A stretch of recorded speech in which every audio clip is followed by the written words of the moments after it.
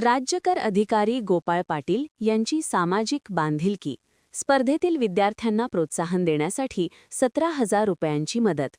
बागिलगे गावचे सुपुत्र आणि राज्यकर अधिकारी म्हणून पुणे येथे कार्यरत असणारे गोपाळ पाटील यांनी जिल्हा परिषद प्राथमिक शाळा बागिलगे शाळेच्या 70 विद्यार्थ्यांना व अंगणवाडीतील 34 विद्यार्थ्यांना कला, क्रीडा व सांस्कृतिक स्पर्धेतील विद्यार्थ्यांना शैक्षणिक प्रोत्साहन देण्यासाठी सुमारे 17,000 रुपयाची भरीव मदत देऊन प्रेरित केले. तसेच विद्यार्थ्यांनी स्पर्धा परीक्षांमध्ये यश मिळवण्यासाठी प्राथमिक शाळेपासून सुरुवात करावी असे सांगितले. यशाची बीजे बालवयात रुजवली गेली पाहिजेत असे शिक्षकांना उद्बोधनपर मार्गदर्शनात सांगितले.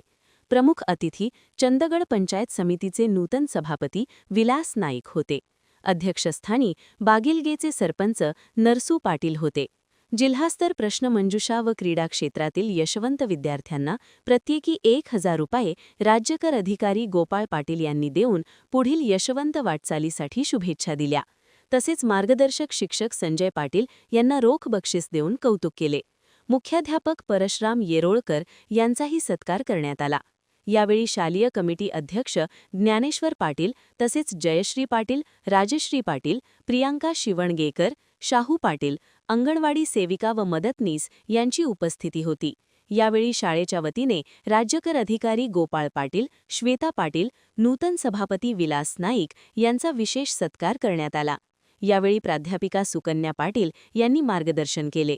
सूत्रसंचालन संजय पाटील यांनी केले तर आभार बाबूराव वरपे यांनी मानले. यावेळी पालक, ग्रामस्थ, शालेय कमिटी सदस्य उपस्थित होते. महान कार्य न्यूजसाठी प्रकाश ऐनापुरे, चंदगड.